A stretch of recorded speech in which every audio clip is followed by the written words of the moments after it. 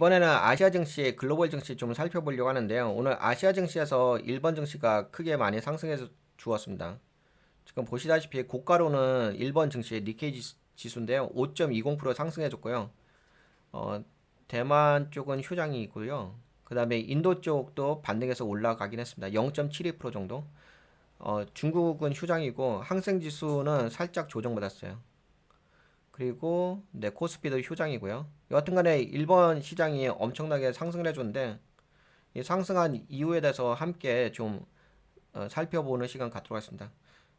이게 뭔가 전환점이 될 수 있고 그래서 전환점이라기보다는 약간 흥미로운 지점이기 때문에 여러분들과 함께 이야기해 볼게요.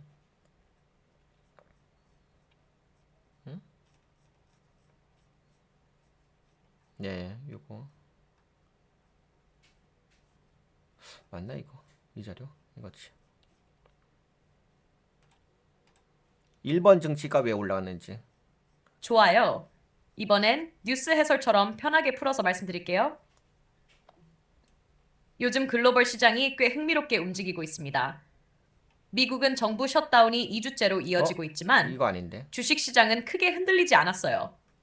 지난주 S&P 500과 다우 지수는 오히려 잠시만 이거 아니다. 에이 잠시만 이 자료 아닌 것 같은데. 맞나? 이거 아닌데.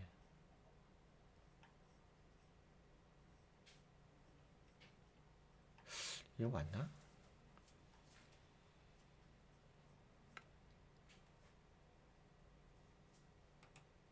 소리? 맞는 것 같은데. 그치?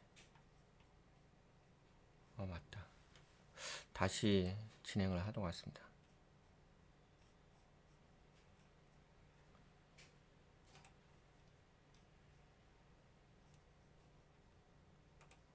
좋아요. 이번엔 뉴스 해설처럼 편하게 풀어서 말씀드릴게요. 요즘 글로벌 시장이 꽤 흥미롭게 움직이고 있습니다. 미국은 정부 셧다운이 2주째로 이어지고 있지만 주식 시장은 크게 흔들리지 않았어요. 지난주 S&P 500과 다우 지수는 오히려 사상 최고치로 마감했고 오늘 선물 시장에서도 소폭 상승세를 이어가고 있습니다. 그런데 시장의 중심은 지금 일본이에요. 일본 자민당이 새 대표로 다카이치 사나에를 선출하면서 일본 주식시장이 폭등했습니다. 니케이 지수가 하루에만 4.75% 급등하면서 사상 최고치를 찍었죠. 다카이치는 아베노믹스의 계승자, 즉 돈을 더 푸는 정책을 지지하는 인물로 알려져 있어서 이제 일본 정부는 재정 확대, 일본은행은 완화 유지라는 기대감이 커졌습니다.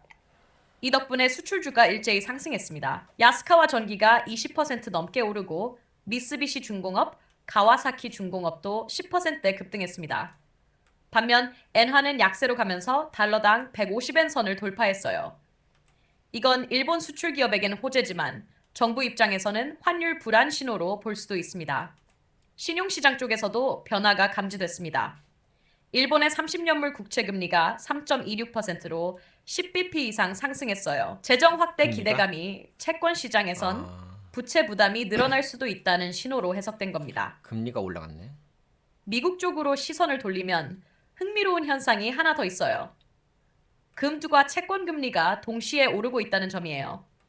보통 금리가 오르면 금값은 떨어지는 게 일반적이지만 이번엔 둘 다 오르고 있습니다. 그치? 이는 물가 불확실성과 정책 리스크가 섞여 있다는 뜻으로 볼 수 있습니다. 잠깐만. 불안하지만 성장의 기회도 있다는 시장의 복잡한 심리를 반영하는 장면이죠. 비트코인도 주말 고점 부근에서 움직이고 있습니다. 이건 안전자산처럼 보이기도 하지만 사실상 위험자산의 감정선을 같이 타는 면도 있어서 지금의 투자 심리를 보여주는 하나의 신호로 볼 수 있습니다. 유럽 쪽은 조금 다른 분위기입니다. 프랑스에서는 총리가 한 달도 안 돼 사임하면서 정치 불확실성이 확대됐어요. 프랑스 국채금리는 오르고 주식시장 수입은 하락했습니다. 원유 시장에선 오펙 플러스가 주말에 제한적 증산에 합의하면서 브렌트유가 올랐고요.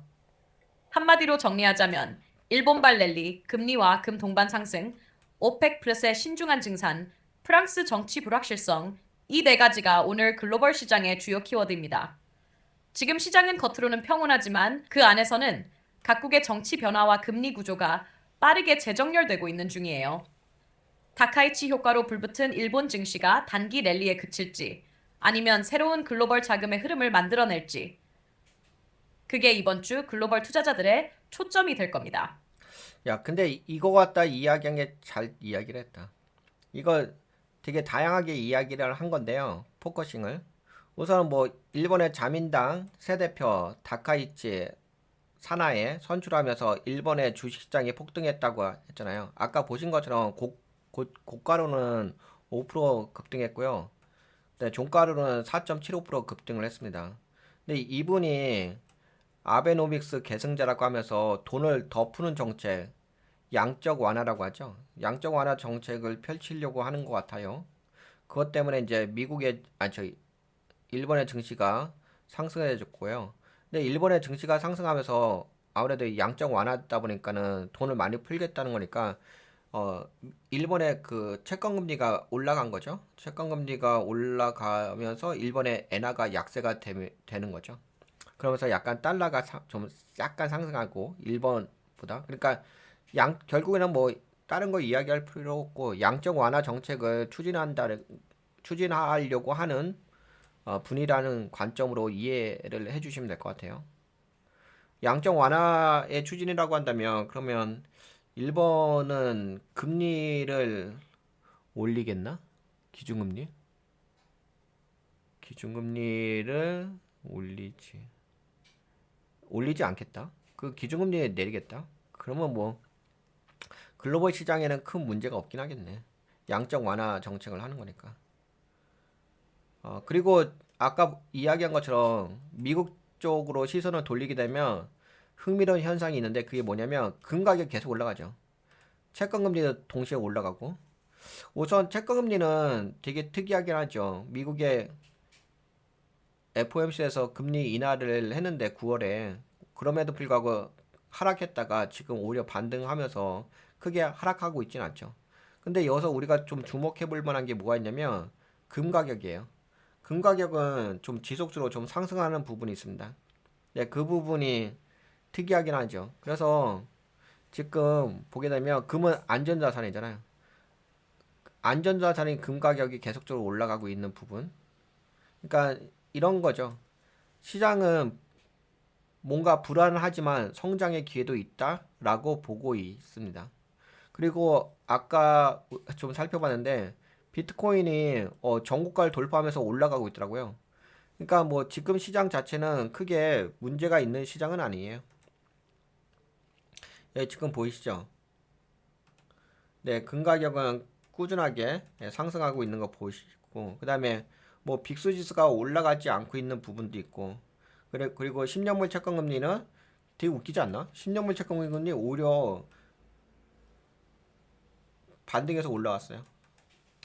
원래는 FOMC에서 금리 인하했으면 채권 금리가 빠져야 되잖아.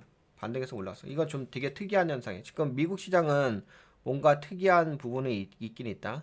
여튼간에 그런 말씀을 드려보고 제가 보기에는 미국 시장은 뭔가 좀 애매한 부분이 있어요. 근데 뭐 그것까지 지금 우리가 신경 쓸 영역은 아니고 다만 우리가 좀 포커싱을 둘 것은 뭐가 있냐면 금 가격의 상승이란 영역 있잖아요. 이 부분은 좀 포커싱을 둘 필요가 있을 것 같아요. 금 가격은 이제 계속적으로 올라가고 있다는 부분은 염두에 두시고 뭐 금 가격 올라가는 만큼 이걸로 볼까요? 이걸로 봐도 될 것 같긴 한데 이거는 저거예요. 비트코인 ETF인데 네, 비트코인 ETF로 보셔도 돼요. 이거는 티커명은 IBIT라고 해가지고 네, 현물성 네, 비트코인이죠. 그래서 네, 비트코인 ETF가 지금 네, ETF예요. ETF. 비트코인 ETF. 요거 1.72% 그러니까 여기 보시면 네, 그동안 좀 빠졌었잖아요. 약간 이렇게 빠졌다가 다시 한번 신고가 주면서 올라가고 있다. 이렇게 보시면 될 것 같아요. 코인 시장도 올라가고 있고. 근데 약간 그건 있는 것 같아요. 어떤 게 있냐면 이런 이야기가 나오긴 해요. 저도 그 이야기에 공감이 가는 부분이 있는데 지금 금가격도 올라가고 그다음에 코인 쪽도 올라가잖아요. 근데 달러는 오히려 좀 약세 부분이 있죠. 그런 거 있지 않나요? 이게 좀 예전 같진 않죠. 그러니까 이게 글로벌 시장이 예전 같지는 않아요. 예전에 약간 그런 마인드는 좀 바꾸셔야 될 것 같아. 지금 달러 인덱스 올라가진 않잖아. 약세잖아. 근데 야, 그래도 꽤 올라왔다. 야, 그래도 여기 신저가 때리고서 그래도 반등했네. 나름대로 여기서 달러가 매집하고 있다. 그치? 야, 근데 나중에 달러 올라갈 때도 있긴 하겠다. 지금 보게 되면은 달러 인덱스가 이거 매집 들어가고 있는데. 야, 이거 만약에 나중에 달러 인덱스 올라오게 되면은 미국 시장 안 좋을 수도 있을 것 같은데. 지금은 올라오는 건 그렇게까지 그치 돌렸지. 돌려놓은 게 있네. 근데 물론 지금 당장은 문제되는 건 아니에요. 그치. 빠졌잖아. 여기서 지금 신저가 때려줬잖아. 그리고 지금 반등하잖아. 그러면 여기서 한번 때려주고 걸리면 다시 빠질 거 아니야. 그건 돌린 거잖아. 돌리면 이렇게 올라올 수 있잖아. 야, 그러면 나중에 문제가 될 수가 있긴 하겠다. 지금 말고. 나중에 혹시 왜냐면은 그런 이야기 있잖아요. 어떤 이야기가 있냐면 계속적으로 AI라든지 미국의 시장이 우선 미국 시장이 고평가받고 있다는 소식 많이 들으셨죠. 그다음에 AI도 버블 단계에 있다는 소식 많이 들었죠. 그래서 어제인가요? 제가 어제 방송에서도 지금 AI의 시장은 미국 시장은 여기에 와 있다. 어디에 와 있다? 이 3단계에 있는 열강 단계에서 이거 기본적인 심리 사이클이잖아. 여기서 열성, 탐욕, 환상, 특히 이제 현재 위치는 탐욕과 환상 단계에 있다. 근데 아직까지 망상 단계는 아니다. 근데 망상 단계에 오고 그 다음에 망상 단계에 온 다음에 꺾일 때가 언제 꺾이냐면 새로운 논리의 탄생, 새로운 패러다임이 발생할 때. 근데 저는 그 새로운 패러다임의 발생이 뭐라고 보냐면 지금은 AI로 해가지고 미국 시장에 지속적으로 올라가잖아요. 그런데 새로운 패러다임 뭐죠? 그 다음에는 넥스트가 저거잖아. 양자자, 양자. 만약에 시장이 양자라고 새로운 패러다임이 나오게 되면은 이거 이제 그 다음은 이거다라고 이야기하게 되면 더 이상 AI에 대한 기대감이 줄어드는 거잖아. 그러면 이제 그동안 AI 쪽에다 투자했던 사모펀드 펀드 자금들 있잖아요. 펀드 자금들이 뭐 하겠어요? 엑시트 하려고 하겠죠. 그러니까 AI에 대한 기대감을 해가지고 싸게 사모펀드 자금들이 들어왔잖아요. 그래서 그 주가를 막 올린 거고, 예, 올렸다가 이제는 새로운 패러다임 양자 쪽으로 넘어가게 되면 그러면 사모펀드 쪽으로는 양자 쪽이라든지 새로운 넥스트 투자처로 돈이 옮겨갈 거 아니야. 근데 지금의 미국 시장을 지탱해주고 계속적으로 올려줬던 것은 AI잖아요. 오픈 AI하고 엔비디아 이렇게 해서 올라간 거죠. 근데 AI에 대한 부분이 다른 돈으로 이렇게 새로운 패러다임이 탄생되게 되면 그러면은 이제 주가가 그때부터는 이제 하방으로 좀 빠질 수가 있긴 하겠죠. 그래서 현재는 거기는 아니에요. 아직까지 뭐 빅스 지수도 올라가고 있는 것도 아니고 빅스주에 큰 변동성이 있는 것도 아니고 근데 아까 보니까는 달러를 보니까 약간은 그런 기미가 있네. 근데 달러도 아직까지는 크게 돌린 건 아니어서 크게 문제가 될 건 아니에요. 근데 다만 지금 현재로서는 탐욕과 환상 단계에 있다라고는 볼 수 있을 것 같아요. 뭐 아직은 망상까지는 아니니까 망상하고 여기 최고 고점은 아니니까 아직까지 뭐 좀 더 상승 여력은 있다라고는 볼 수 있을 것 같아요. 근데 달러가 확실하게 돌리는 거 있네, 그렇죠? 아직은 잘 돌린 건 아니에요. 근데 여튼간에 그냥 약간 리스크 관리 차원에서 달러를 보면서 여러분들과 함께 이야기했습니다. 근데 지금은 뭐 비트코인도 신고가를 주면서 올라가고 있죠. 그래서 현재로서는 뭐 그냥 증시는 크게 문제는 없지만 나중에 달러를 좀 체크하시면서 좀 어, 확인해 보실 필요가 있다. 모니터링 해 보실 필요는 있겠다는 말씀을 드려볼게요. 네, 그러면 증시는 이 정도면 됐죠?